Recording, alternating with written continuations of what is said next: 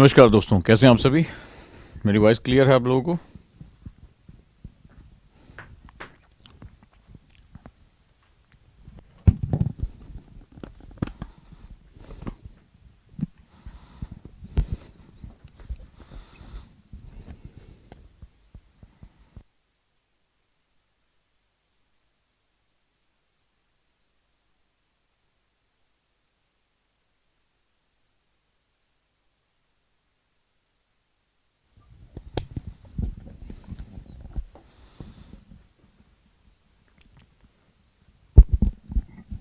कैसे हैं आप सभी दोस्त।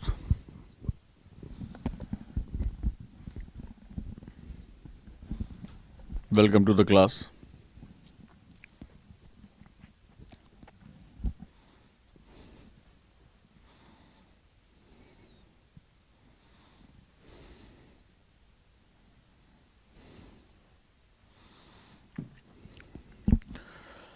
सो good evening all of you.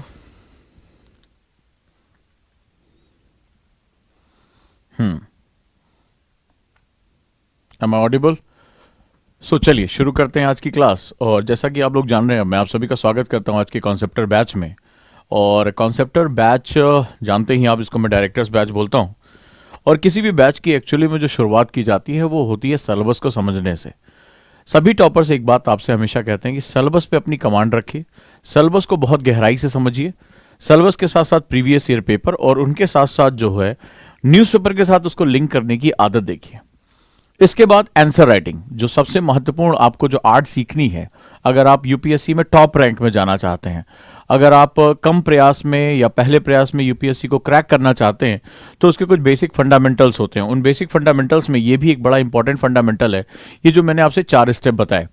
तो पहला जो चीज़ है, सभी स्टूडेंट से मेरा एक रिक्वेस्ट है कि वो सारे के सारे स्टूडेंट जितने भी हैं वो कोशिश करें। सबसे पहले वो ये है कि ज़्यादा से ज़्यादा वो न्यूज़पेपर को भी पढ़ना शुरू करें पहले।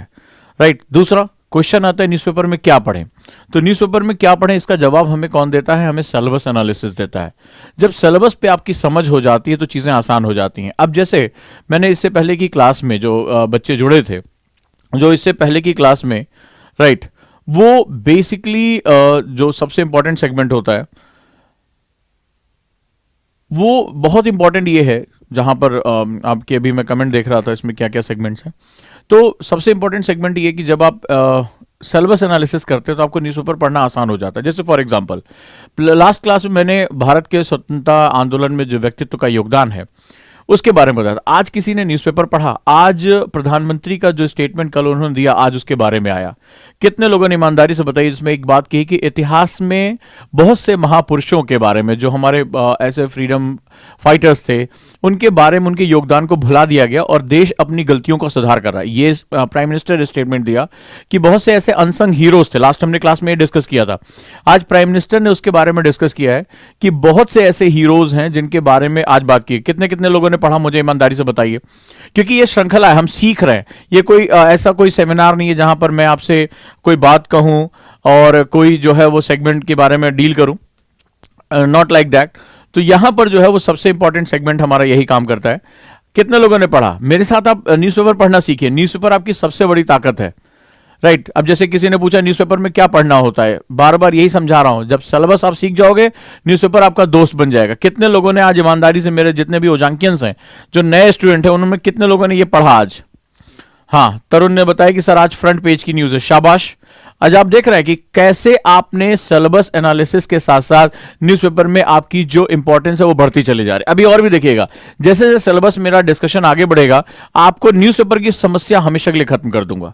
आपको ये पता चल जाएगा कि इस न्यूज़पेपर में मेरे काम का क्या है। अब आपने जैसे मान लीजिए फ्रंट पेज की न्यूज पढ़ी, क्लियर है, फ्रंट पेज की न्यूज पढ़ी। अब मुझे बताइए कि जब ये बात कही गई है तो ये किस पेपर के अंतर्गत पढ़ेंगे आप? अब जरा, लास्ट टाइम मैंने आपको ये सिखाया था कि आपको पेपर वाइज न्यूज बोलना आना चाहिए। अभी हमने केवल हिस्ट्री का सिलेबस डिस्कस किया है, अभी बहुत सी चीजें डिस्कस होंगी। राइट। तो ये मुझे बताइए कि आप जैसे ही आपने इसको पढ़ा, आपको किस पेपर में इसको जो है डिस्कस करेंगे?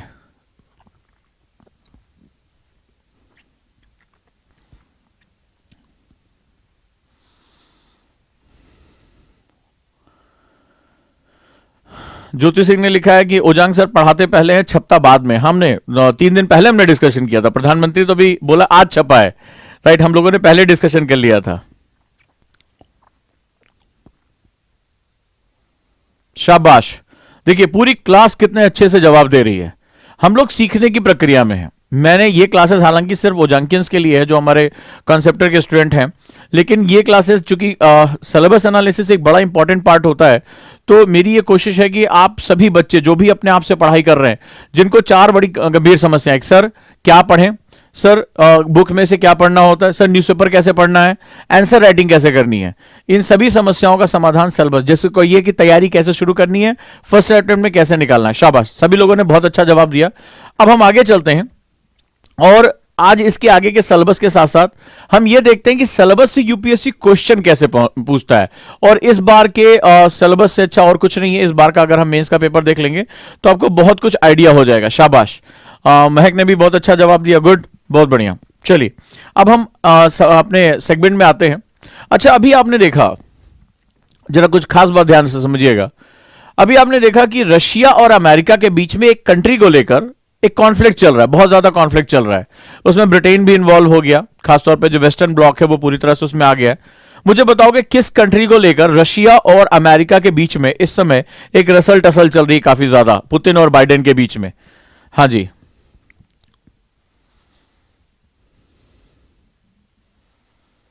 ओजांकियन साहिल ने लिखा है कि राइट्स एंड ड्यूटीज के बारे में भी आया हुआ है जो आपने पहले बताया था।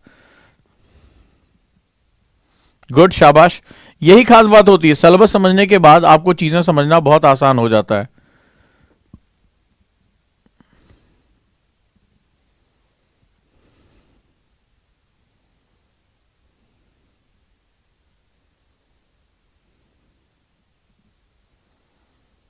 शाबाश, वंडरफुल। यूक्रेन, अब अच्छा मुझे इस खबर को अपडेट करना है, मुझे इस खबर को किस हिसाब से अपडेट करना होगा, मतलब मैं इसको किस किस पेपर के हिसाब से इसको अपडेट कर सकता हूं, कोई मुझे बताएगा?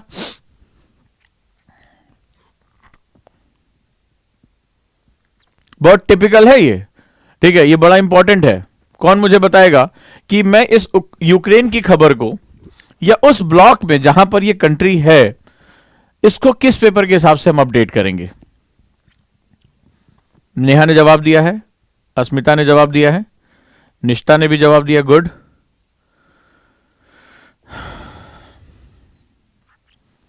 प्रखर कुमार मेहता, आईआर पेपर 3 में नहीं है, यही देखो कितनी बड़ी तुम गलती करोगे, राइट। ये बेसिकली जीएस पेपर 2 में आईआर का पोर्शन, इंटरनेशनल रिलेशनशिप का पोर्शन है, लेकिन बड़ी इंपॉर्टेंट बात है, कुछ विवाद बहुत प्राचीन होते हैं। आईआर में जो हम बातें करते हैं जनरली वो करंट बेस पे बात करते हैं, लेकिन अगर आप ध्यान से वर्ड हिस्ट्री जब पढ़ोगे तो वर्ड हिस्ट्री के अंतर्गत जो मॉडर्न वर्ड हिस्ट्री है वो भी हमें पढ़नी पड़ती है।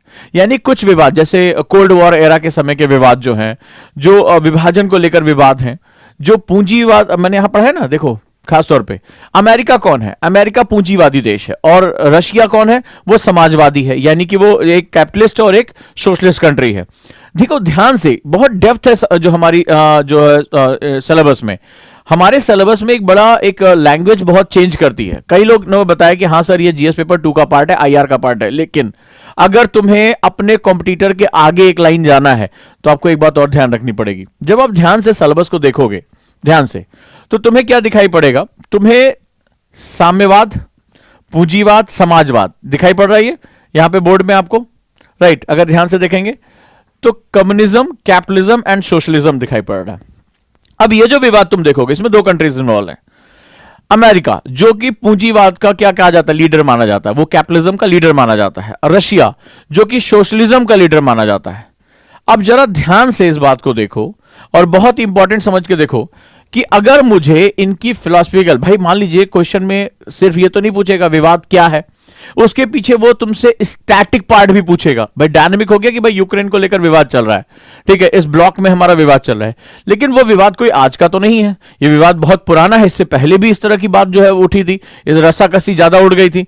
और इस विवाद के पीछे अगर तुम जाओगे तो तुम्हें कोल्ड वॉर एरा में जो बेसिकली दोनों थॉट्स थे, यानी समाजवादी और पूंजीवादी, उन दोनों थॉट के बीच में आपको एक रसल टसल दिखाई पड़ेगी। क्लियर है? तो उसको कहां पढ़ेंगे अब मुझे बताइए। अगर मुझे इसकी बेसिक फिलॉसफी या इसका स्टैटिक पोर्शन पढ़ना हो, कहां पढ़ूंगा मैं? पेपर 2 में या पेपर 1 में? बताओ मुझे, पेपर 2 में या पेपर 1 में?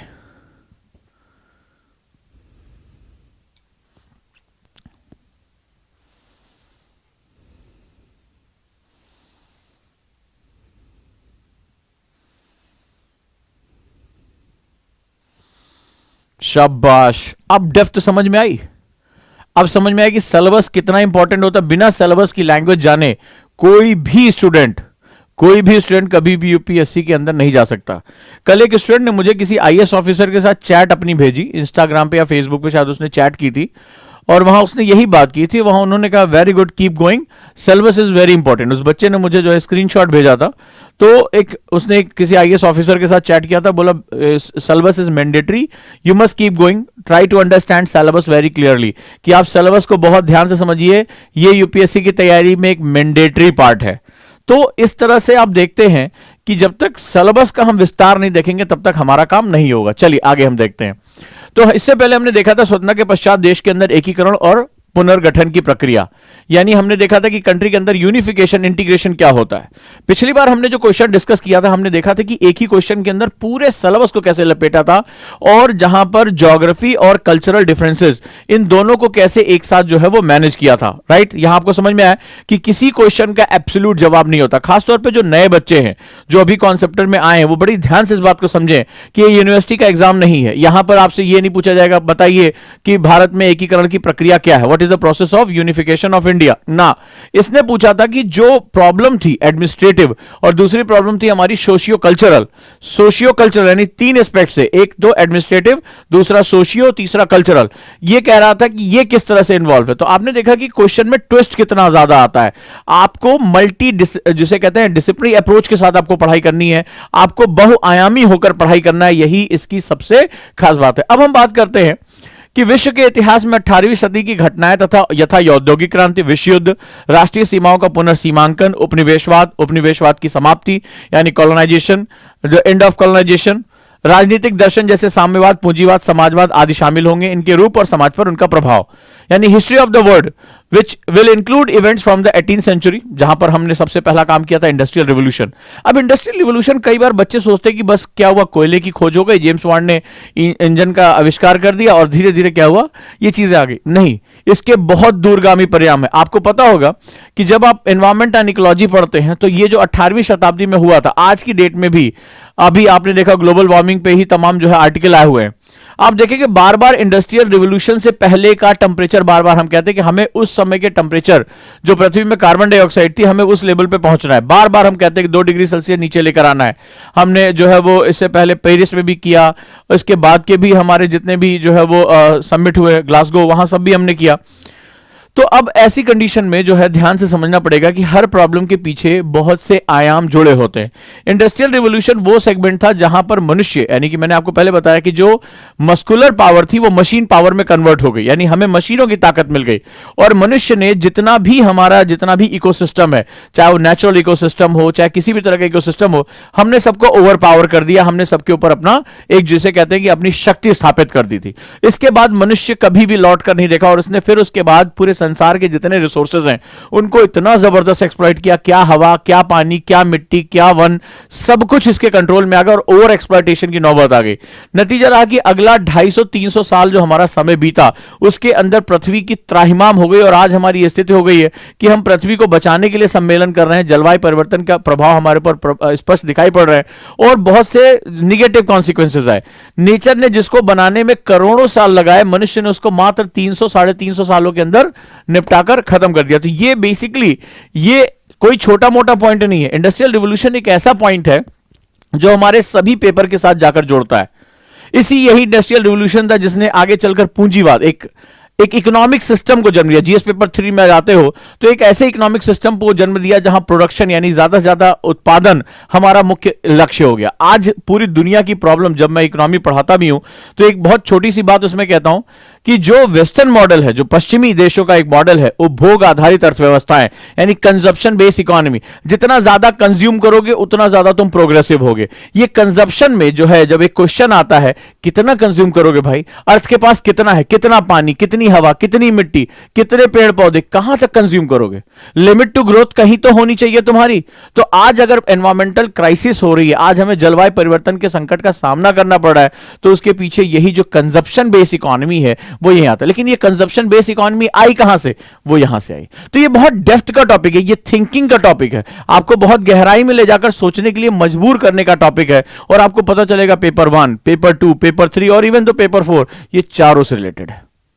यही लिंक मैं स्थापित करना चाहता हूं, यही बताना चाहता हूं कि स्टूडेंट को हर पॉइंट पर उसकी सोच जो है वो हमारी बहुआयामी होनी चाहिए, मल्टी डिसिप्लिनरी वे में हम थिंक करने चाहिए। अगर हम उत्पादन नहीं करते तो आगे चलकर ये उपनिवेश करने की आवश्यकता क्या थी?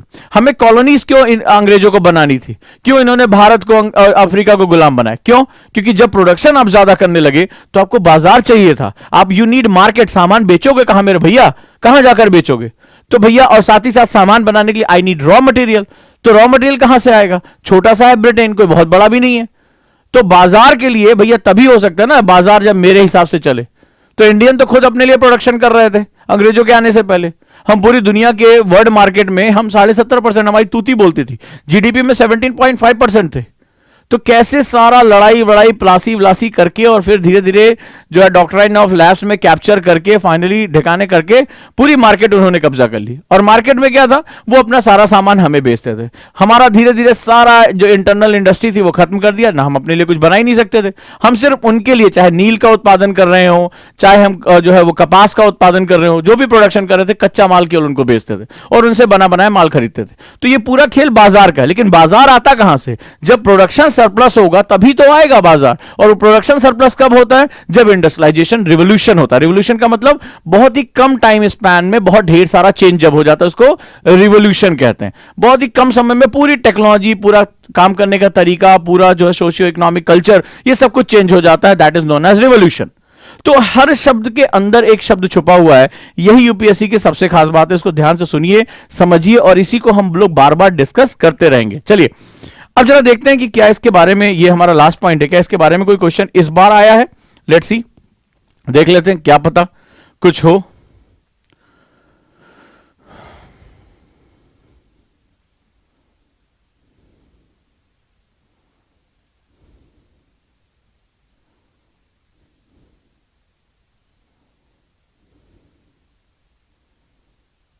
एक और क्वेश्चन है, bring out the constructive programme of Mahatma Gandhi during non cooperation movement and civil disobedient movement. तो बेसिकली गांधी के बिना तो वैसे भी यूपीएससी कहां पूरा होता है, ठीक है। गांधी है तो यूपीएससी है, हर पेपर में, पेपर 1 में, 2 में, 3 में, 4 में, हर जगह है। तो गांधी के बिना तो काम ही नहीं चलना है। तो असहयोग आंदोलन और सविनय अवज्ञा आंदोलन के दौरान महात्मा गांधी के रचनात्मक कार्यक्रमों को स्पष्ट कीजिए। राइट, तो ये कहते हैं ये 2 आंदोलन है। गांधी का सबसे बड़ा जो कंट्रीब्यूशन था वो क्या था? जब आप डिस्कस करते हैं तो आपको पता चलता है गांधी का जो सबसे बड़ा कंट्रीब्यूशन रहा है वो रहा है जन आंदोलन। मेरी बात को ध्यान समझिएगा, मास मूवमेंट। आजादी सबको नहीं समझ में आती थी उससे पहले। बहुत से बड़े बड़े नेता थे, मैंने इससे पहले वाले में बात किया था, जब याद होगा इससे पहले क्वेश्चन हम लोगों ने डिस्कस किया था कि जो नरम दल के लोग थे वो किस तरह से जो है वो स्प्रेड कर रहे थे, लेकिन जनता तक बात नहीं पहुंच रही थी। वो इंग्लिश बोलने वाले थे, सोफिस्टिकेटेड लोग थे, आम लोग नहीं जुड़ रहे थे। वो अच्छे सूट पहनते थे, अच्छे तरह से भाषण देते थे, लेकिन एक आया जो धोती पहने हुए था, आम जनता की तरह दिखाई पड़ता था, शरीर एकदम वैसे ही जो है गांधी बाबा के रूप में, और मास के साथ जुड़ गया। और जब भारत की बड़ी जनता ने, मैं जो बात कहने जा रहा हूं उसको बड़ी गहराई से समझिएगा, हर बात के इसमें कई आयाम निकलते हैं, मल्टीपल डायमेंशन। जब इंडिया के ज्यादातर लोगों ने समझा, एक गांव का भी व्यक्ति जो जिसकी लड़ाई ही नहीं थी कि अंग्रेजों से लड़ना या जमींदारों से लड़ना, वो दोनों के बीच में पिस रहा था। उसकी लड़ाई भूख से थी, उसकी लड़ाई अपने आप को जिंदा रखने की थी, उसकी लड़ाई अपनी इंसानियत के अस्तित्व को बचाए रखने थी। वो अंग्रेजों से ज्यादा उस गांव के साहूकार को, जिसने अंगूठा लगवाकर उसकी जमीनों को गिरवी रख लिया। कभी प्रेमचंद पढ़ो तो पता चला जो है पीढ़ी दर पीढ़ी केवल ब्याज ही चुकाते मर जा रही है, सूद चुकाते मर जा रही, मूल तक पहुंच ही नहीं रही है। उसके लिए तो बड़ा दुश्मन वो था, वो जानता ही नहीं था कि नेशन क्या है, राष्ट्र क्या है। उससे बड़ा उसको दुष्ट दिखाई पड़ता जो वहां का जमींदार उसका खून चूस रहा है। अंग्रेज बहादुर तो बहुत बात की बात है, वो तो जानता ही नहीं था ये अंग्रेज बहादुर है कौन, ये कौन है गोरे लोग, कौन है ये वेस्टर्न पावर्स जो उनको जो है उस ओवर पावर कर रही है, उनको जो है उनको मालिक बन के बैठी। उसके लिए तो गांव का जो साहूकार था, या अगर जातीय समूह यानी कास्ट बेस में जो सबसे ऊपर की सुप्रीमेसी, कास्ट सुप्रीमेसी थी, वो था दुश्मन। वो जमींदार उसके लिए सबसे बड़ा दुश्मन था। वो तो जानता नहीं था मेरा दुश्मन कौन है। ऐसे व्यक्ति को जो अस्तित्व की लड़ाई लड़ रहा है, उसको यह नहीं पता कि आज शाम तक मेरे और मेरे बच्चों के पेट में 2 वक्त का खाना पहुंचेगा कि नहीं पहुंचेगा, राइट। वो व्यक्ति जब आगे चलकर राष्ट्र के बारे में बात करने लगता है, आजादी के बारे में बात करने लगता है, एक कॉमन गोल को समझ पाता है कि ये जो यूरोपियन पावर्स हैं, ये जो वेस्टर्न पावर्स हैं, यही हमारे दुश्मन हैं, हमें इनसे आजादी लेनी होगी। यही होता है जन आंदोलन। और याद रखिएगा, किसी भी डेमोक्रेटिक कंट्री में, जो बात कहने जा रहा हूं उसकी बड़ी गहराई है, किसी भी डेमोक्रेटिक कंट्री में तब तक परिवर्तन नहीं होते हैं, या तब तक कोई बहुत बड़ा परिवर्तन नहीं होता, अनटिल अनलेस जब तक कि कोई भी आंदोलन जन आंदोलन ना बन जाए। ठीक है, जब तक मास मूवमेंट में ना कन्वर्ट हो जाए। आज अगर भारत को, हमें 1947 में आजादी मिल गई, लेकिन भ्रष्टाचार, गरीबी, भुखमरी, बच्चों में अशिक्षा, कुपोषण, महिलाओं की जो है वो बुरी स्थिति, पैट्रियार्की, क्या आज हमारे दुश्मन नहीं है? जाति व्यवस्था, सांप्रदायिक दंगे, कम्युनल जो है डिस्टर्बेंस, क्या आज हमारी समस्या नहीं है? क्या भारतीय राज्यों में एक समान विकास है? क्या कोऑपरेटिव फेडरलिज्म यानी सहयोगात्मक संघवाद है?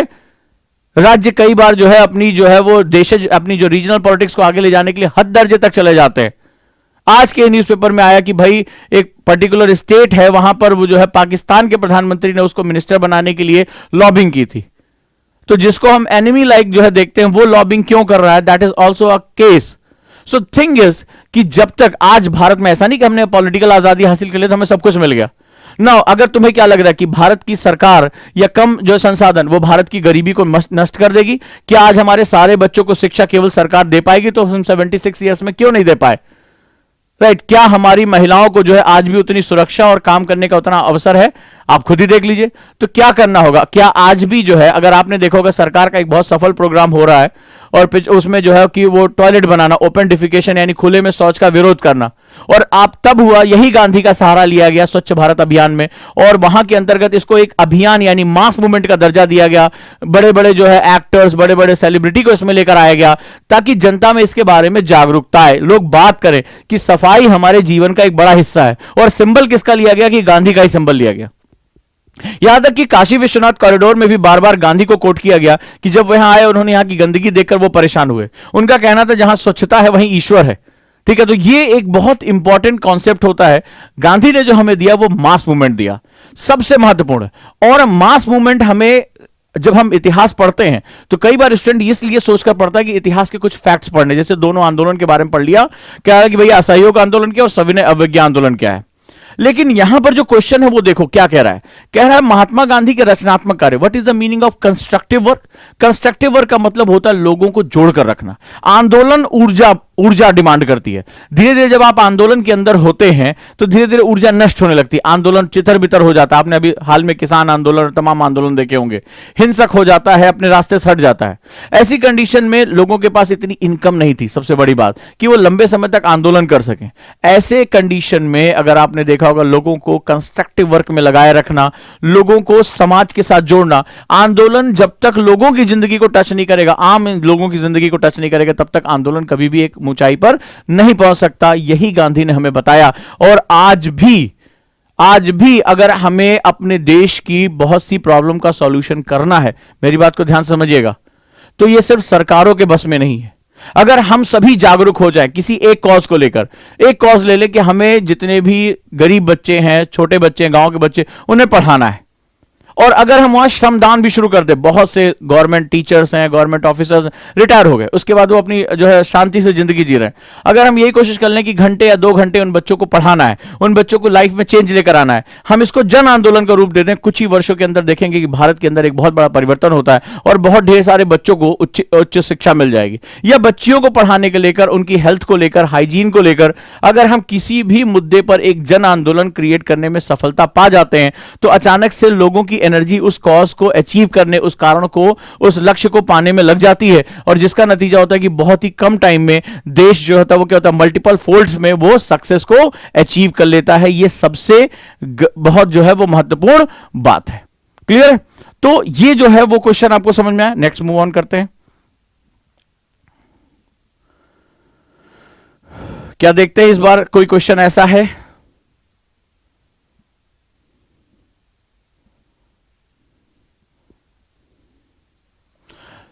वर्ल्ड हिस्ट्री से क्या क्वेश्चन आया? कह रहा है कि there arose a serious challenge to the democratic state between the two world wars, evaluate statement. बहुत ही प्यारा क्वेश्चन, बहुत टफ क्वेश्चन है ये, अच्छा क्वेश्चन माना जा रहा है। ठीक है, ध्यान से पढ़ो कि इस बार वर्ल्ड जो है हिस्ट्री से क्या क्वेश्चन आया। कह रहा है कि दोनों विश्व युद्धों के बीच लोकतांत्रिक राज्य प्रणाली के लिए एक गंभीर चुनौती उत्पन्न हुई। यह स्टेटमेंट है। ठीक है, अब प्रथम विश्व युद्ध और द्वितीय विश्व युद्ध के बीच में जो वेस्टर्न ब्लॉक है, जो पश्चिमी देश हैं, जो कहते हैं अपने आप को कि हमने पूरी दुनिया में डेमोक्रेसी को आगे बढ़ाया, हमारे यहां फ्री एंड फेयर इलेक्शन होते थे, उन्होंने ही जो है, चूंकि वर्ल्ड वॉर वहीं से शुरू हुआ और वहां पर जो है एक बहुत महत्वपूर्ण सेगमेंट निकल कर आया कि बताओ कि क्या दोनों विश्व युद्ध के बीच में, first and second world war के बीच में, जो लोकतांत्रिक राज्य प्रणाली यानी चुनाव करना, जनता की भागीदारी, क्या वो बुरी तरीके से नष्ट होने की कगार पर पहुंच गई? क्या सरकारें ऑटोक्रेटिक हो गई? सरकारों ने जो है सारी चीजों पे जो है कब्जा करना शुरू कर दिया? तो ये इवैल्यूएशन बेस्ड क्वेश्चन है, इसको आपको इवैल्यूएट करना होता है, इसको आपको समझना होता है कि ये बेसिकली क्या है। अब है क्वेश्चन का कथन का मूल्यांकन करें, इवैल्यूएट द स्टेटमेंट। तो मेरे स्टूडेंट जो आंसर राइटिंग में थे वो बहुत अच्छी तरह जानते होंगे कि हम लोग जो है वो इसका मतलब क्या होता है, हाउ डू, इसका कोड क्या होता है और इसको कैसे इवैल्यूएट करना होता है। कई बच्चों ने इस बीच में कहा कि सर आंसर राइटिंग प्रोग्राम हमें दोबारा सीखना है, तो कल से मैं शायद एक बैच अनाउंस करने जा रहा हूं। शुरू तो मैं मार्च में करूंगा, उसका रजिस्ट्रेशन ओपन हो जाएगा आंसर राइटिंग बैच, और इस बार मैं कुछ नई वर्कबुक के साथ भी आ रहा हूं। सो ये जो बहुत इंपॉर्टेंट होता है कि अब इस क्वेश्चन को आपको, ये वर्ल्ड वॉर से क्वेश्चन इस बार हमारा आया है। शाबाश, जैसे इन्होंने भेज दिया है। सिमरन ने लिखा I proud I am Ojaankian, and code number ये भेजा है नीलम ने कि दिस इज प्रिंसिपल नंबर 2। शाबाश, गुड, तुम्हें याद है कि प्रिंसिपल नंबर 2 के अंतर्गत ही आएगा। शाबाश। तो ये आंसर राइटिंग में ये बच्चे जो है जिन्होंने आंसर राइटिंग कोर्स किया था, उन्होंने पता था कि ये किस तरह से इसको, कौन से कोड में इसका आंसर लिखना है। तो अब इनको फायदा मिल रहा है जो इन्होंने क्लासेस की थी। चलिए, तो ये हमारा बेसिकली हिस्ट्री का जो है हमारा सेगमेंट रहा। अब जरा देखते हैं कि सोशल इश्यूज हमारे पास कहां है और सोशल इश्यूज के क्या क्वेश्चन हमारे लिए इंपॉर्टेंट हो सकते हैं। नेक्स्ट मूव ऑन, चले। अब सोशल इश्यूज, सोशल इश्यूज में कहता है भारतीय समाज की मुख्य विशेषताएं, यानी कि जो सबसे इंपॉर्टेंट सेगमेंट है,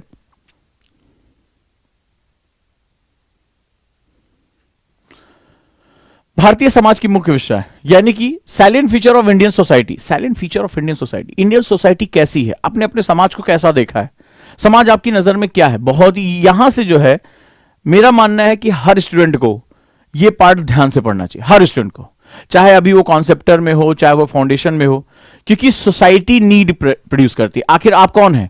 आप एजेंट ऑफ चेंज है, आप बदलाव के कारक हैं, लेकिन कहां पर बदलाव करेंगे? अंतरिक्ष में, पाताल में? नहीं, आप इस समाज में बदलाव करने। कौन सा समाज? भारतीय समाज। आपकी सोसाइटी कौन सी? अमेरिका की सोसाइटी से आपको लेना देना नहीं है, आपको इंडियन सोसाइटी में बदलाव करने हैं। तो जब तक आप बदलाव जब करने जा रहे हैं, तो आपको उस बदलाव यानी उस समाज का चरित्र भी पता होना चाहिए। भारतीय समाज, इससे पहले हमने पढ़ा था कि हमारे यहां बहुत ज्यादा कल्चरल डाइवर्सिटी है। कल्चरल डाइवर्सिटी, जो कल्चर होता है वो कई बार हमारी पहचान का कारण बनता है। एक बच्चे ने पूछा what is the difference between civilisation and culture, तो बड़ा प्यारा सा क्वेश्चन है, जहां पर इसको जब हम टीचर के साथ जाते हैं तो ये दोनों पे हमें बात करनी होती है, क्योंकि इस पे हमें एग्जांपल के साथ समझना पड़ता है सिविलाइजेशन और कल्चर क्या होता है। ठीक है, अब अगर हम बात करें तो एक सिविलाइजेशन में मल्टी कल्चर हो सकते हैं, ये बात आप समझिएगा। सिविलाइजेशन एक पूरा समुच्चय है कि वहां पर पूरा सिस्टम कैसे वर्क कर रहा है, और जो कल्चर है वो एक ही समाज में अलग अलग कल्चर को भी आप लेकर चल सकते हैं। कल्चर किसी समुदाय का भी हो सकता है, किसी वर्ग का भी हो सकता है। आगे चलते हैं अगर हम, तो भारतीय समाज की जब मुख्य विशेषता यानी कि जो silent feature of Indian society है, हमें बहुत विरोधाभास दिखाई पड़ता है। जब अंग्रेज जब यहां से गए, जब ब्रिटिशर्स यहां से गए, तो उन्होंने भारत के लिए शर्तें लगाई। कहा कि बस यार ये एक नेशन हो ही नहीं सकता, ये राष्ट्र हो ही नहीं सकता। बोले यहां तो बंगाली है, यहां मराठी है, यहां उड़िया है, कश्मीरी है, पंजाबी है, बिहारी है, लेकिन यहां हिंदुस्तानी कोई नहीं है। तो उन्होंने कहा कि बहुत जल्दी जो है वो क्या होगा, भारत हमारे पैरों में आकर गिरा होगा और हमसे जो क्या होगा वो गिड़गिड़ा रहा होगा, हमसे भीख मांग रहा होगा। लेकिन भारत के बारे में बहुत वो ऊपर ऊपर देखकर चले गए थे। निश्चित रूप से हमारी जो पहचान है, हमारी भाषाई पहचान, लैंग्वेज, हमारी लिंग्विस्टिक, हमारी आइडेंटिटी, हमारी रीजनल आइडेंटिटी, हमारी रिलीजियस आइडेंटिटी, हमारी कास्ट बेस्ड आइडेंटिटी बहुत है हमारे पास। बट जब भारत को आज हम देखते हैं तो हमें देखने के दो नजरिए होते हैं। एक, क्या हम भारतीय समाज को भारतीय चश्मे से देख रहे हैं? बहुत इंपॉर्टेंट पर्सपेक्टिव है। इंडियन सोसाइटी को देखने के लिए पर्सपेक्टिव यानी दृष्टिकोण, उसका नजरिया एक बहुत इंपॉर्टेंट वर्ड हो जाता है। ये बिल्कुल उसी तरह जैसे कि ग्लास, ये हमें पानी है ना, कि आधा ग्लास भरा है या आधा ग्लास खाली, बिल्कुल इसे पर्सपेक्टिव की तरह हो जाता है। जब हम इंडियन सोसाइटी को वेस्टर्न ब्लॉक, लेफ्टिस्ट ब्लॉक के नजरिए से देखते हैं, तो हमें भारतीय समाज में बहुत ढेर सारी पहचानें, क्लास स्ट्रगल, हमारी आइडेंटिटी स्ट्रगल यानी कि पहचानों का संघर्ष हमें दिखाई पड़ता है। हमें दूर से दिखाई पड़ता है, देखो ये रहा हिंदू, ये रहा मुस्लिम, ये रहा ईसाई, ये रहा पारसी, ये हमें हमारी पहचानें दिखाई पड़ती हैं। हमें जो है वो दिखाई पड़ता है, बोला ये अपर कास्ट है, लोअर कास्ट है, ये कभी आपस में नहीं हो सकते, इनको जो है ये टक्कर होगी। फिर हमें दिखाई पड़ता है, देखो ये लिंग्विस्टिक यानी भाषाई रूप में ये पहचाने अलग अलग, आपस में टकराएंगे। देखो मराठी बिहारी को पीट रहा है, यूपी वाले को पीट रहा है, पंजाबी भैया को जो है बाहर कर रहा है, तो ये क्या होगा, ये हमें दिखाई पड़ता है। लेकिन जब हम भारत को भारतीयता के सूत्र में देखते हैं, हिस्ट्री में हम इसी की नींव रख देते हैं, जब हम इंडिया को इंडियन पर्सपेक्टिव में देखते हैं कि सब कुछ ठीक है, अगर ये पहचानें इतनी ज्यादा थी तो अमेरिका में सिर्फ दो पहचानों का संघर्ष है, काले और गोरे, आज तक हो रहा है। ब्लैक लाइव मैटर्स, हमारे क्रिकेटर जो है वो कोहली और सब लोग ब्लैक लाइव मैटर्स में हम घुटने जो है वो झुकाकर और हम बाहों पे काली पट्टी बांधकर, आज अमेरिका जो अपने आप को डेमोक्रेसी का बादशाह कहता है, आज उसके यहां गोरे और काले का संघर्ष लगातार बना हुआ है कि नहीं? आप मुझे बताइए। सिर्फ दो पहचाने, एक व्हाइट और ब्लैक, लेकिन ये संघर्ष स्टिल वहां पर है। किसी भी देश में चले जाइए, चाहे आप जो है वो शिया सुन्नी के बीच की बात हो रही है, कुर्दों के बीच की बात हो रही है, और बहुत ही भयानक स्ट्रगल हो रहा है, मतलब रक्तपात हो रहा है, इतना ब्लड शेड हो रहा है। चाहे वो अगर हम अफ्रीका में चले जाए, वहां डिफरेंट एथनिक ग्रुप में क्लैशेस हो रहे हैं, लाखों लाखों लोगों की जान ले ली जा रही है, मार दिए जा रहे हैं, एथनिक क्लिंजिंग हो रही है। म्यांमार में चले जाइए, ठीक है, तो वहां केवल दो पहचाने और वहां पर ब्लड बात हो रहा है। चाहे रोहिंग्या बुद्धिज्म को देख लीजिए, अफ्रीका में चाहे आप ट्राइब्स को देख लीजिए, आपस में लड़े पड़े हुए हैं, हर जगह जो है वो क्लैशेस हो रहे हैं। लेकिन भारत की पहचानों को अगर किसी एक क्षेत्र में रख दिया जाए तो दुनिया ऐसी तैसी हो जाएगी, ऐसी तैसी हो जाएगी दुनिया की। इतनी पहचाने किसी भौगोलिक क्षेत्र में, सो मच आइडेंटिटीज इन अ ज्योग्राफिकल प्लेस, ये बहुत बड़ी बात होती है। और उसके बाद भी कोई ब्लड बात नहीं हो रहा है। जो छुटपुट घटनाएं हो रही है वो ज्यादातर मीडिया के द्वारा प्रोपेगेट की जाती है, या कोई मीडिया उसको हाईलाइट करता है, तो कोई छुटभैया सा नेता होता है, उसको लगता है यही पॉलिटिक्स चपकाने का मौका है। लेकिन अगर तुम अंडर करंट देखोगे तो आश्चर्य होता है कई बार, जब आप भारत को भारत के नजरिए से देखोगे, वेस्टर्न नजरिए से छोड़ दोगे, तो जब अपने नजरिए से हिंदुस्तान को देखोगे तो आश्चर्य होगा कि इतनी पहचाने अगर किसी ज्योग्राफिकल एरिया में डाल दी जाए ना, तो वहां पर सिर्फ ब्लड ही ब्लड दिखाई पड़ेगा। लेकिन हम भारतीय कैसे आपस में जुड़े हुए हैं? आखिर हमारा आध्यात्मिक सूत्र क्या है? हमारा वो जो एक बॉन्ड है जिसको ऊपर से तो नहीं देखा जा सकता, जिसको वेस्टर्न फिलॉसफी से तो नहीं देखा जा सकता, लेकिन वो कहीं अनेकता में एकता को पिरोने वाला वो धागा जो अदृश्य है, जिसकी कोई फिलॉसफी नहीं है, जिसको वेस्टर्न कोई डिफाइन नहीं कर सकता, जिसको कोई अरेबियन ब्लॉक डिफाइन नहीं कर सकता, वो कैसे जो है वो काम कर रहा है। अगर अरेबियन ब्लॉक में मुस्लिम ब्रदरहुड यानी उम्मा का कॉन्सेप्ट है, तो उम्मा के कॉन्सेप्ट में ये बताओ, इराक में मारने वाला कौन था और मरने वाला कौन था? सीरिया में मारने वाला कौन है और मरने वाला कौन है? अफगानिस्तान में मारने वाला कौन है और मरने वाला कौन है? आप यहां देख सकते हो। तो इसका मतलब है कि भारतीय, अगर हम अपने समाज को देखते हैं तो हमें ढेर सारी पहचानें दिखाई पड़ती है। नो डाउट कई बार ये हमें आइडेंटिटी स्ट्रगल होता ही होता दिखाई पड़ता है, लेकिन कुछ तो ऐसा है, कुछ ऐसी चीज है, कोई ऐसा स्पिरिचुअल, कोई ऐसा आध्यात्मिक, कोई भी ऐसी फिलॉसफी है जो हम भारतीयों को बहुत बारीकी से जोड़े हुए हैं। जैसे ही कोई नेशन के ऊपर संकट आता है, अचानक से कोई एक इनविजिबल पावर हमें जोड़ देती है। अचानक से। वैसे देखने पे ऐसा लगता है अरे भारतीय कभी एक हो ही नहीं सकते। और वेस्टर्न ने, जब आप ऑस्टिन की बुक पढ़ते हैं, तो जब ऑस्टिन में जब आप पढ़ते हैं, जब उन्होंने भारतीय संविधान की व्याख्या लिखा, तो उन्होंने शुरुआती चैप्टर में ये बात लिखी कि मतलब लगा था कि 7 से 8 साल भारत जो है हमारे पैरों में होगा, इसीलिए हमसे राष्ट्रमंडल का जो है यानी कॉमनवेल्थ का हमसे मेंबरशिप रखवाई गई थी। बोला जल्दी आकर गिड़गिड़ाएगा भारत। कभी शर्त लगाई लोगों ने, यूरोपियंस ने, कि भारत तो कभी एक राष्ट्र के रूप में बन ही नहीं सकता। लेकिन आज हमें आजादी को जो है वो 75 वर्ष से ऊपर निकल चुके हैं, और आज हमने एक बहुत अपना गोल्डन काम किया। सफल असफल किसी भी देश की कहानी हो सकती है, लेकिन हमारी जो सबसे बड़ी सफलता है, इतनी पहचानों को हमने पिरो कर रखा है। यह बहुत ही आश्चर्यचकित करता है। आप जरा ध्यान से इस बात को समझिएगा, कोई मजाक बात नहीं है। दुनिया के किसी भी ब्लॉक में जहां से भी मैं 2 से 3 विविधता देखता हूं, वो अपने आप को मल्टीकल्चरल सोसाइटी कहने लगते हैं, और वहां पर हमें कल्चर का स्ट्रगल दिखाई पड़ता है। तो आखिर भारत में कैसे इतनी विविधता होने के बाद हर 80 किलोमीटर पे भारत के डायलेक्ट चेंज हो जाते हैं, यानी भाषा बोलने का तरीका हर 80 किलोमीटर पे बदल जाता है। आप जरा यहां पर जो हमारी पहचाने हैं, जो हमारी विविधताएं हैं, उसके बारे में सोचिए। और उसके बाद भी हम किस तरह से आपस में एक जुड़े हुए हैं, यह समझ वेस्टर्न को नहीं हो सकती है। वेस्टर्न इतनी विविधता में तो अब तक पता नहीं, मतलब थोड़ी सी विविधता थी यूरोपियन में, तो 2 वर्ल्ड वॉर झेल लिए उन्होंने। 7 करोड़ लोगों से ज्यादा लोगों की बलि चढ़ा दी उन्होंने। क्या था, ऑस्ट्रिया, जर्मनी, इंग्लैंड, फ्रांस, ये आपस में ही जो है वो लड़ मरकर खत्म हो गए। इतना ज्यादा किया। और हमारी विविधता देखिए। तो ये जो एक मूवमेंट है, वो बहुत ही अलग तरह का एक मूवमेंट हमें दिखाई पड़ता है, राइट। तो बहुत ही इंपॉर्टेंट है, यहां मजा आएगा आपको पढ़ने में। भारत की विविधता, इसके क्या कारण है? जैसे मैंने बताया था कि geography define diversity of culture. तो हमारी विविधता के पीछे हमारी ज्योग्राफी बहुत इंपॉर्टेंट हिस्सा जो है वो डिफाइन करता है। अगला कहता है भारतीय समाज की मुख्य महिलाओं की भूमिका, वुमेन्स, हमारी आबादी का 50%, जिसको बहुत लंबे समय से उसका हक नहीं मिला है, हम उसके बारे में बात कर रहे हैं। Role of women and women organisation, भारतीय महिलाओं की भूमिका और महिला संगठन। पॉपुलेशन एंड एसोसिएटेड इश्यू, यानी जनसंख्या और उससे संबंधित मुद्दे। अब जनसंख्या और संबंधित मुद्दे, तुम्हें क्या लगता है ये पॉजिटिव इश्यू है या नेगेटिव इश्यू है? कितने लोग मुझे इसमें राय देंगे? आपका बोलना बड़ा जरूरी है, क्योंकि हम डिस्कशन बेस्ड क्लासेस में हैं। जो जनसंख्या संबंधित मुद्दे हैं, तुम्हारी नजर में ये पॉजिटिव मुद्दा है या नेगेटिव मुद्दा है?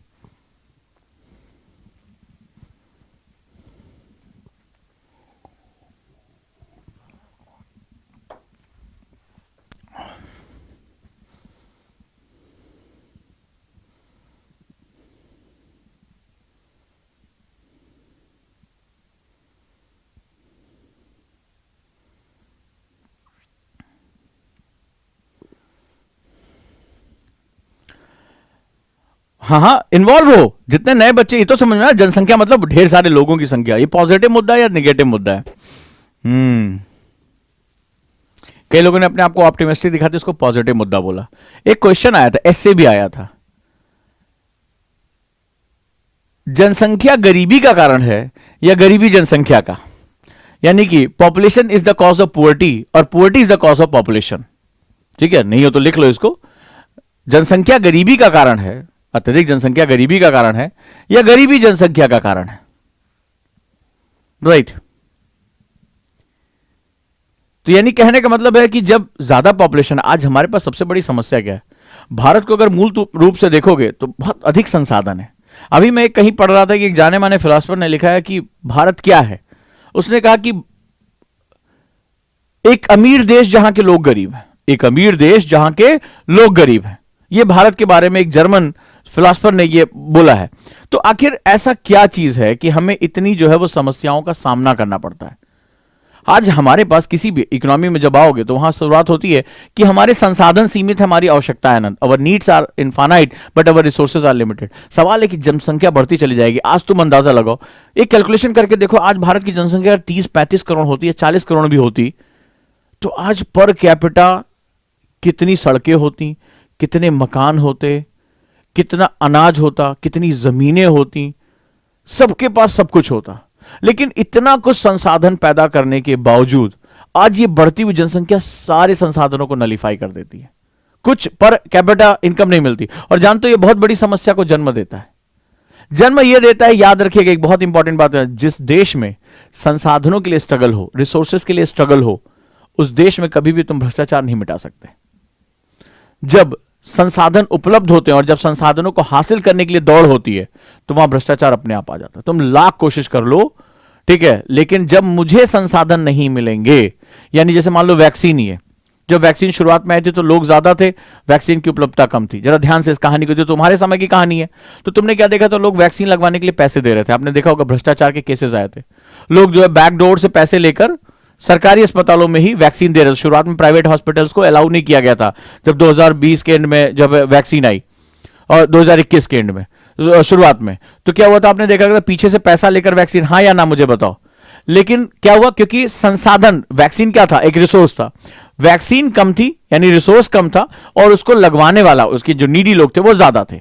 किसी भी देश में याद रखिएगा, बड़ा इंपॉर्टेंट कॉन्सेप्ट बताने जा रहा हूं, अगर रिसोर्स कम है, रिसोर्स डिप्लीट है, और अगर आपको रिसोर्स की डिमांड करने वाले लोग ज्यादा है, तो वहां हमेशा रिसोर्स मिसमैच होगा, और जहां पर रिसोर्स मिसमैच होगा वहां पर हमेशा रिसोर्सेस को पाने की होड़ बढ़ जाती है। Struggle for capturing the resources, और जब struggle for capturing the resources हो जाता है तो वहां जिसके पास ज्यादा ताकत, ज्यादा पैसा होता है, वो रिसोर्स को कैप्चर करता है। रिसोर्स फिर डिस्ट्रीब्यूट नहीं होते, रिसोर्स कैप्चर होते हैं।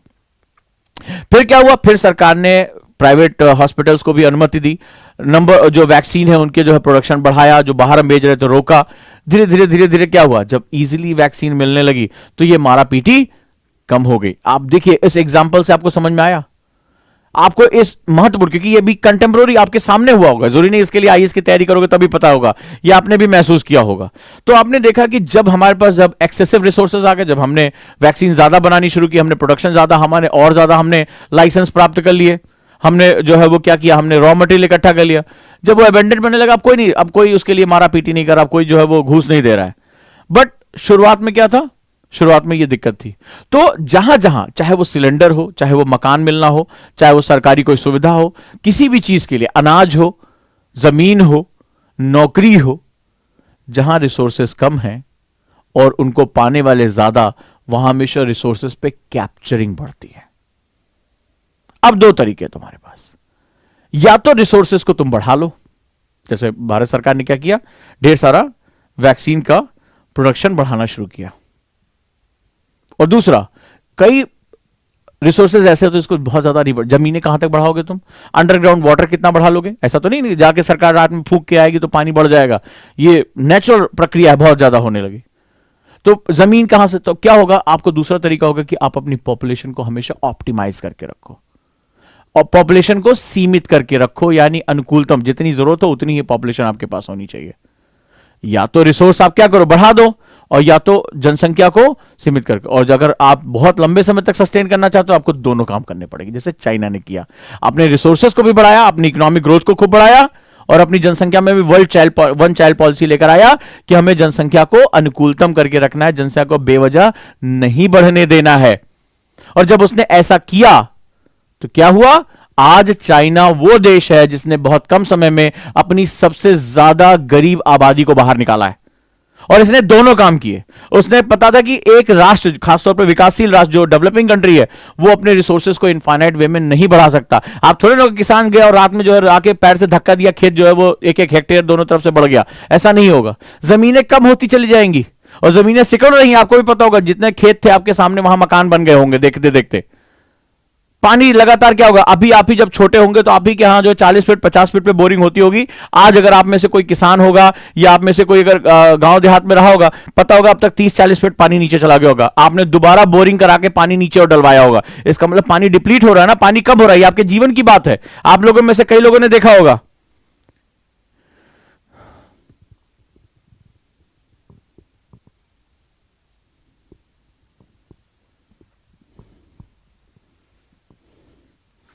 तो दोनों चीजें आपको समझ में आ रही, दोनों चीजें समझ में आई। एक, आपको रिसोर्स बढ़ाने होंगे, सरकार रिसोर्स बढ़ाने का काम कर रही है, आपको रिसोर्स को ऑप्टिमाइज करना होगा, ठीक है। आपको ज्यादा से ज्यादा चीजें जो है वो, जैसे आप गंदे पानी को साफ करने की टेक्नोलॉजी लेकर आनी होगी, आपको क्लाउड सीडिंग यानी कि बादलों का मेघ बीजन करना होगा, जितनी खराब पड़ी जमीनें हैं उनको जो है फर्टाइल करना होगा, ताकि आपके रिसोर्स क्या हुए, बढ़ने शुरू हो जाए।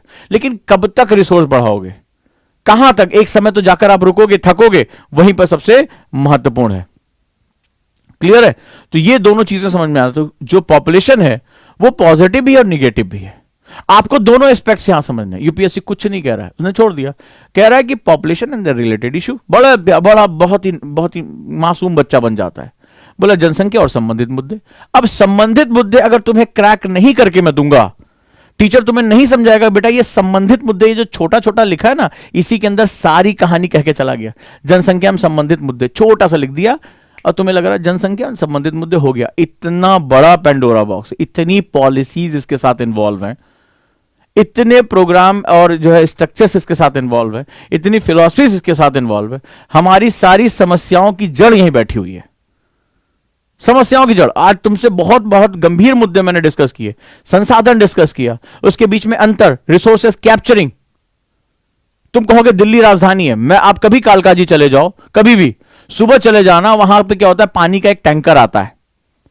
ऊपर हमने कहा ना भारतीय समाज की मुख्य विशेषताएं, silent feature of Indian society. जनाब वहां पानी का टैंकर आता है और वहां के लोगों को पीने का पानी उपलब्ध नहीं है। मैं राजधानी की बात कर रहा हूं, और जस्ट टैंकर में पूरा परिवार, पूरी फैमिली का सुबह 1.5 घंटे 2 घंटे का काम होता है 20 लीटर पानी किसी तरह इकट्ठा करना। लोग अपने अपने पाइप पीपे लेकर और एक दूसरे को वो मार के, वो साहित्यिक भाषा में बात होती है कि हनी सिंह को भी लगता होगा कि मुझसे भी ज्यादा कोई साहित्यिक भाषा में जो है वो बात कर सकता है। और जो अड़ोसी पड़ोसी है, जो दिन भर प्रेम प्यार से रह रहे, वहां पर एक दूसरे के मुंह पे लाते मार रहे हैं टंकी पे चढ़ने के लिए। और जितने भी मतलब अलंकृत भाषा, जो ही साहित्यिक भाषा का प्रयोग है, वो वहां सब कुछ होता है। खानदान भर के नाम एक दूसरे को बता दिए जाते हैं, वो सब कुछ वहां होता है। और ये देश की राजधानी की बात कर रहा हूं, जहां सिर्फ 20 लीटर पानी के लिए ऐसी भयानक लड़ाई होती है, भयानक लड़ाई होती है। देश के कुछ हिस्सों, बहुत बड़े हिस्सों में महिलाओं को औसतन 20 किलोमीटर के आसपास ट्रैवलिंग करनी पड़ती है कुछ पीने का पानी जमा करने के लिए। और बहुत से ऐसे इलाके भी हैं जहां गाड़ी धोने के लिए उतना पानी बर्बाद कर दिया जाता है। तो रिसोर्सेस जो होते हैं वो इसी प्रकार जो होते हैं, हमें समझना पड़ेगा, ठीक है, किस तरह से काम करते हैं। क्लियर? तो ये जो सिलेबस है ये बड़ा ही, इसीलिए इसको भानुमति का पिटारा कहा जाता है। एक लाइन लिख के छोड़ देता यूपीएससी, बोला अब तुम भिड़ो, अब तुम जानो, तुम्हारा काम जाने। गरीबी और विकासात्मक विषय, गरीबी और विकासात्मक दो सिक्के के दो पहलू हैं। पुअर्टी एंड डेवलपमेंटल इशू, जहां पुअर्टी एक स्टेटस है। अब पुअर्टी में क्या होगा, मान लो एक जनसंख्या है, ये सब आपस में जुड़ा हुआ है, सब के सब। देखो यहीं से शुरू हो जाता है silent feature of Indian society. Indian society में मान लो कोई भी एक ग्रुप है जो अपनी पहचान की वजह से वहां हटा दिया गया, मान लो कश्मीरी पंडित कश्मीर से भगा दिए गए, या कहीं पर दंगे हो गए, हिंदू मुस्लिम के दंगे हो गए, और वहां से उसको जाना पड़ा किसी भी वर्ग को, तो उसकी क्या होगा, उसके सारे रिसोर्सेज छिन जाएंगे कि नहीं छिन? या दंगों में उसकी दुकान जला दी गई, उसके परिवार के सदस्यों की हत्या कर दी गई, तो उसके पास क्या हुआ, अब उसके पास आय खत्म हो गई। वो किसमें हो गया, किसमें कन्वर्ट हो गया, गरीबी में कन्वर्ट हो गया। इसके पास अब गरीबी से निकलने का एक ही तरीका है, और वो है संसाधन। हमारे यहां पॉलिटिक्स अलग तरीके से काम करती है। उसको लगता है कि सब्सिडी देके उसको गरीबी से निकाल देंगे, सब्सिडी देके उसको गरीबी के दलदल में और ढकेल देंगे। वो तो वो सोचता है हमें कोई ना कोई इलेक्शन तो होगा, हमें कोई ना कोई कुछ दे देगा। गरीबी से निकलने के लिए, दलदल से निकलने के लिए वो अपने हाथ पार मारना बंद कर देता है। अब जनसंख्या ज्यादा है, सरकारें भी कितना रिसोर्स तुम्हें दें, क्योंकि जो भी रिसोर्स है वो क्या होगा, जब ढेर सारे जो है वो मुंह होंगे खाने के लिए, तो वो क्या होगा, डिस्ट्रीब्यूट होके खत्म हो जाएगा। तो ये सारे इशू आपस में जुड़े हुए हैं। और अगर तुम गरीबी नहीं डेवलप करो, तो डेवलपमेंट करके, यानी उनको मेन स्ट्रीम में लाने के लिए तुम प्रयास करोगे। अब डेवलपमेंट के भी कई अपने आयाम हैं। यही पेपर आगे जाकर कहता है, जब तुम डेवलपमेंट करने जाओगे, जैसे फॉर एग्जाम्पल आपने कोई एक इंफ्रास्ट्रक्चर प्रोजेक्ट शुरू किया, अब किसी की तुम जमीन कैप्चर करोगे, किसी के जंगल कैप्चर करोगे, तो तुम उसका हक मारोगे कि नहीं मारोगे? तो डेवलपमेंट भी अपने आप में संपूर्ण नहीं है, एब्सोल्यूट नहीं है, यह बात याद रखिएगा। तो बहुत ही कॉम्प्लेक्स है इसका सिलेबस, बहुत कॉम्प्लेक्स है इसका सिलेबस। अर्बनाइजेशन, शहरीकरण। अब शहरीकरण जो है वो ग्रोथ इंजन भी है। सारा जितना भी डेवलपमेंट का मेन कोर आता है वो आपके अर्बनाइजेशन से आता है। लेकिन अर्बनाइजेशन ही प्रॉब्लम है। पीने का पानी गंदा कहां, शहरों में। नदियां मर कहां रही हैं, शहरों में। जमीन कहां दूषित हो रही है, शहरों में। सबसे ज्यादा पॉल्यूशन, एयर पॉल्यूशन कहां, शहरों में। सबसे ज्यादा नॉइस पॉल्यूशन कहां है, शहरों में। सबसे ज्यादा जीवन गुणवत्ता में कमी कहां हो रही है, शहरों में। सबसे ज्यादा तनाव कहां है, शहरों में। ठीक है, तो ये सब सारी चीजें क्या हो रही हैं, ये शहर जो कि डेवलपमेंट और ग्रोथ प्रोसेस का एक मेन इंजन है, वही सभी समस्याओं का भी इंजन बनता चला जा रहा है। तो हर चीज के पीछे कई आयाम इसमें जुड़े हुए हैं, कई आयाम जुड़े हुए हैं। तो कहता साथ ही साथ इन समस्याओं को भी समझो और इसके समाधान के लिए भी आ पाओ कि समाधान क्या निकालोगे। कैसे होगा? आज सारे के सारे गांव खिंचकर कहां आ रहे हैं? शहरों की तरफ आ रहे हैं। आप चले जाइए दिल्ली में, आईएसबीटी, अभी उधर से गुजरा हूं, लोग इतनी ठंड में भी सड़कों पर सोने के लिए मजबूर हैं। क्या करें? एक आदमी कोई आता है खाना देने के लिए, लोग ऐसे किलोमीटर लंबी लाइनें लगी हुई हैं कि उनको जो है वो किसी तरह हाथ पर एक पूड़ी के ऊपर या दो पूड़ी के ऊपर कुछ एक तरकारी रख के दे दे, सब्जी रख के दे दे। ये हालत है हमारी राजधानी की। तो मैं देश के अन्य हिस्सों के बारे में कहां बात करूंगा? ठीक है। और वो क्या, वो बेचारे मजबूर हैं कि काम की तलाश या जीविका की तलाश में अपने गांव को छोड़कर वो शहरों में ऐसी नरक भरी जिंदगी जीने के लिए तैयार हैं। वो ठिठुर ठिठुर का जो फुटपाथों पे सोच रहे हैं एक हल्की सी गाड़ी एक जरा सा भी दाएं बाएं हो जाए तो उनकी जान चली जाएगी, लेकिन उनके पास अब कोई विकल्प ही नहीं है। तो भूख से भी मरना है और ट्रक के नीचे भी आके मरना है। जब मरना ही है तो कम से कम एक संघर्ष तो कर लें हम यहां पे। ये सिंपल सा फंडा उनके साथ चल रहा है। तो बहुत ही गहरा ये टॉपिक है, बहुत ही आपस में लिंक है हर चीज। किसी पुअर्टी अलग टॉपिक नहीं है, अर्बनाइजेशन अलग टॉपिक नहीं है, ठीक है, जनसंख्या अलग टॉपिक नहीं है। भारतीय समाज में जो जातीय प्रथा, धार्मिक प्रथा, पितृसत्तात्मक, एक महिला टैलेंटेड होने के बावजूद भी पति ने कहा, पिता ने कहा नहीं तुम्हें घर से नहीं निकलना है, नौकरी नहीं करनी है। तुम्हारे अपने घरों में भी हुआ होगा कि कोई बहुत अच्छी पढ़ी लिखी महिला नौकरी कर सकती थी, टीचर की जॉब मिल रही थी, लेकिन ना, शादी हुई, सासुर ने कहा नहीं हमारे यहां बहू कमा के नहीं लाती है, बेटा हम बहू के हाथ का नहीं खाते, इस तरह कमाए हुआ नहीं खाते। वो घर के अंदर चूल्हा चौका करी, लाख उसकी पढ़ाई, लाख उसका टैलेंट सब गया बाढ़ में। तो एक वर्कफोर्स बर्बाद हुआ कि नहीं हुआ? एक तुम्हारा टैलेंट खराब हुआ कि नहीं हुआ? एक जीडीपी को जो एक उसका योगदान मिलना चाहिए था, नहीं मिला ना उसको, उसकी सेवाओं का कोई लाभ जो है राष्ट्र को नहीं मिला। तो ऐसे बहुत सी चीजें हैं जो हमारे समाज के ही फीचर से निकल कर आती हैं। तो इसीलिए मैंने कहा था कि भारत एक अमीर लेकिन गरीब लोगों का देश है। कई बार ये जो है वो कहा जाता है, इसका मतलब तुम्हें समझना बड़ा जरूरी है। ये सिलेबस एक भाषा है, सिलेबस एक लैंग्वेज है। इस लैंग्वेज को तुमने अगर समझ लिया तो यूपीएससी तुम्हारे लिए बहुत ही मजा आएगा। अब तुम्हें लग रहा होगा ये अलग अलग टॉपिक है, लेकिन ये सभी एक सूत्र में। अब मजेदार देखो, भारतीय समाज पर भूमंडलीकरण का प्रभाव, यानी effect of globalisation in Indian society. आज हम पूरी दुनिया का हिस्सा हैं, हम अलग हो सकते हैं क्या पूरी दुनिया से? कभी नहीं हो सकते। अगर आज भारत में पॉर्न साइट्स, हमारे यूथ सबसे ज्यादा पॉर्न साइट देख रहे हैं, तो ये हमें कहां से मिला? हमें ग्लोबलाइजेशन के इफेक्ट की वजह से मिला। अब इसका प्रभाव क्या है? अब आप कहेंगे वेस्टर्नाइजेशन में क्या हुआ? वहां पर छोटे छोटे बच्चों को ही सेक्स एजुकेशन दी जाती है, वहां पे उनका पार्ट है, समाज इसके बारे में माता पिता खुलकर बात करते हैं। हमारे समाज में क्या हुआ? हमारे समाज में इसके बारे में बात नहीं हो सकती। बात करो चार जूते और मिलेंगे कि कैसी बातें कर रहा है, तुरंत मां बाप शादी खोजना शुरू कर देंगे। लेकिन आज सबके मोबाइल और सबके इंटरनेट पे ये चीजें जो है वो इजीली अवेलेबल है। तो ये समाज का विरोधाभास है कि नहीं? आपने एक चीज को अपना लिया और दूसरी चीज को छोड़ दिया। आपने आंखें बंद कर ली और सोचा जैसे कबूतर आंखें बंद कर लेता है कि हम बिल्ली को नहीं देख रहे तो बिल्ली हमारी तरफ नहीं आ रहा, बिल्ली खा जाती है उसको। तो सेम हमारा समाज भी ऐसे ही कर रहा है, हम अपनी जरूरत की चीजें अपना ले रहे हैं, लेकिन हमें उसके दुष्परिणाम भी ज्यादा देख। नतीजा क्या हो रहा है? आज भारत जो है वो एक तरह से रेप कैपिटल होती चली जा रही है। आज महिलाओं के साथ, बच्चियों के साथ, वृद्धों के साथ, महिलाओं के साथ तमाम तरह के सेक्सुअल क्राइम बढ़ते चले जा रहे हैं, क्योंकि समाज का एक जो स्ट्रक्चर है वो पूरी तरह से ध्वस्त हो चुका है। हम जो है अब बेरोक टोक वहां से गलत चीजें अपना रहे हैं, लेकिन जो यूथ है, जो दिमाग है, जिसके ऊपर ये प्रभाव डाल रहा है, उसको हम ट्रेन करने को तैयार नहीं है, क्योंकि समाज का एक बड़ा हिस्सा इसके बारे में बात करने को तैयार नहीं है। टैबूज है हमारे यहां। तो नतीजा क्या होगा कि जब हमारे पास कई मुखौटे हो जाते हैं ना, तो हम चेहरा नहीं पहचान पाते। आज भारतीय समाज इस भूमंडलीकरण के केस में सही चेहरा उसका क्या है? नोबडी नोज, कोई नहीं जानता। तो ये चीजें जो है वो समझना हमारे लिए बहुत ही महत्वपूर्ण है।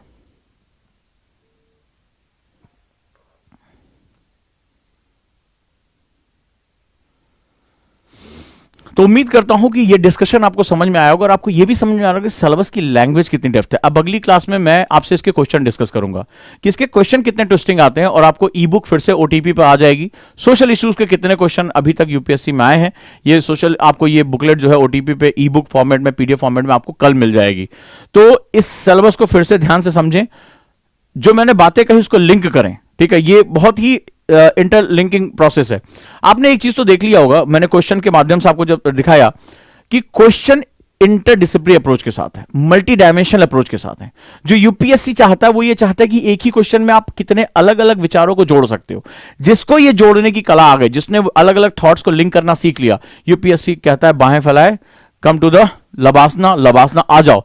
लेकिन जो इसको यूनिवर्सिटी माइंडसेट के साथ पढ़ेगा, कि यार वही पूछेंगे ना, पूछा तक भैया बताओ भारतीय समाज क्या है, मैंने एक किताब देखी थी यूनिवर्सिटी की, भारतीय समाज क्या है, इस तरह के प्रश्न यूपीएससी में नहीं आते हैं। और ज्यादातर बच्चे को यह पता ही नहीं होता कि यूनिवर्सिटी माइंडसेट और लबासना माइंडसेट यानी जो है यूपीएससी माइंडसेट क्या होता है। इस माइंडसेट का डिफरेंस जब करोगे, अपने पर्सपेक्टिव को जब चेंज करोगे, यूपीएससी को देखने का नजरिया चेंज करोगे, उस हर प्रश्न को एक तरीके से वो भारतीय समाज के ऊपर सुपर इंपोज करता है, उन समस्याओं को कहता है कि आप समझ कर इसका सॉल्यूशन क्या दे सकते हो, क्योंकि तुम आने वाले समय के एजेंट ऑफ चेंज हो। इस बात को कभी मत भूलना कि तुम आने वाले समय के एजेंट ऑफ चेंज हो, तुम ही बदलाव लेकर आओगे। तो तुम जब तक बदलाव की प्रक्रिया को समझोगे नहीं, तब तक तुम बदलाव स्थापित करोगे कैसे? ये पूरा सिलेबस एक्चुअली में यही है कि तुम बदलाव की प्रक्रिया को समझो, तो राष्ट्र निर्माण की प्रक्रिया को समझो, तो नेशनल बिल्डिंग प्रोसेस को आप अंडरस्टैंड तो करो। तो कल जब तुम यहां आओगे तो तुम इस नेशनल बिल्डिंग प्रोसेस को स्टैब्लिश कर पाओगे, जिसको तुमने समझा उसको स्थापित कर पाओगे, और यही यूपीएससी का पूरा कोर गेम है। ज्यादातर बच्चे इस डिफरेंस को नहीं समझते, इसीलिए उनका 2 साल 3 साल जो भी अपना एफर्ट लगाते हैं, फिर कहते हैं यार हमसे नहीं हो रहा है। वो इसलिए नहीं हो रहा है क्योंकि उन्होंने अपनी नींव ही गलत डाल दी, और जब नींव गलत डालोगे तो बिल्डिंग की उम्मीद कहां से करोगे कि बहुत अच्छी होने वाली है। मुझे जो मेहनत करनी है मुझे कर लेने दो, लेकिन धीरे धीरे अभी तुम मेरे साथ अगले 3 से 4 दिन में जो हमारा आगे साथ जाएगा, तुम देखोगे तुम्हारे अंदर एक बहुत ड्रास्टिक चेंज आएगा। सबसे बड़ा चेंज आएगा अब जब तुम्हारा न्यूज़पेपर आएगा, तुम्हारी आंखें जो है वो अब खुल जाएंगी। अब कल के न्यूज़पेपर में जब तुम देखोगे, अभी जैसे आपने देखा कि कल गृह मंत्री ने एक स्टेटमेंट दिया कि राज्यों के बीच में प्रतिस्पर्धा लोकतंत्र के लिए अच्छी है। This competition between states is very good for the development of democracy in India. पढ़ा आप लोगों ने, हाँ या ना? कितने लोग हैं मेरे, कितने बच्चे हैं जिन्होंने इस खबर को पढ़ा कि स्टेट्स के बीच में कंपटीशन जो होता है कि हम ज्यादा आगे जा रहे हैं, हम ज्यादा इन्वेस्टमेंट लेकर आएंगे, हम ज्यादा जो है जॉब्स क्रिएट कर रहे हैं, हम ज्यादा इंफ्रास्ट्रक्चर क्रिएट कर रहे हैं, राइट? ये एक स्टेटमेंट आया है।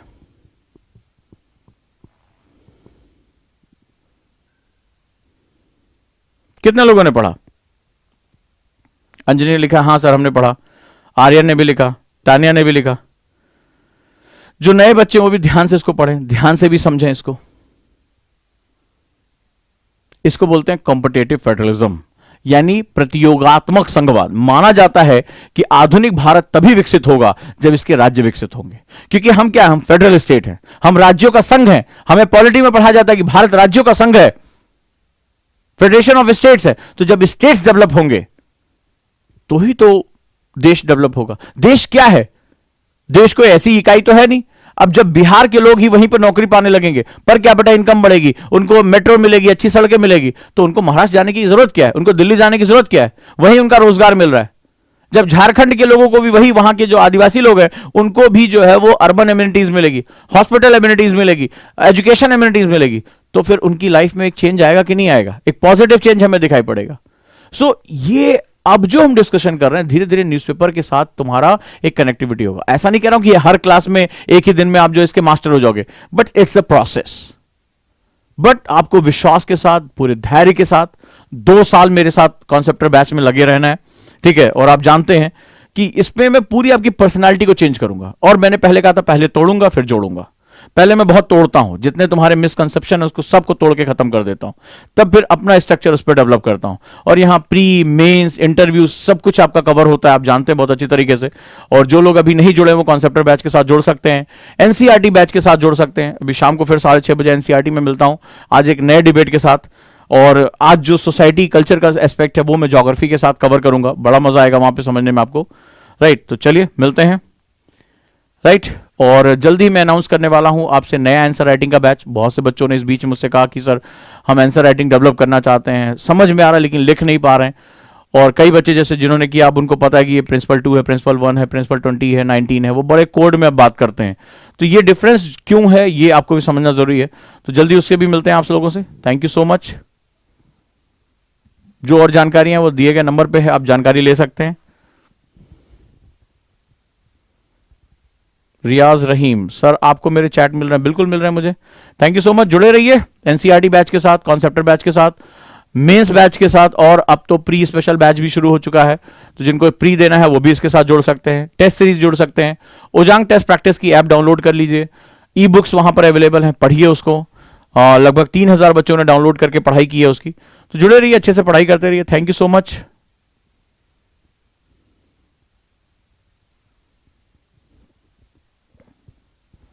और जितने भी बच्चे ऐप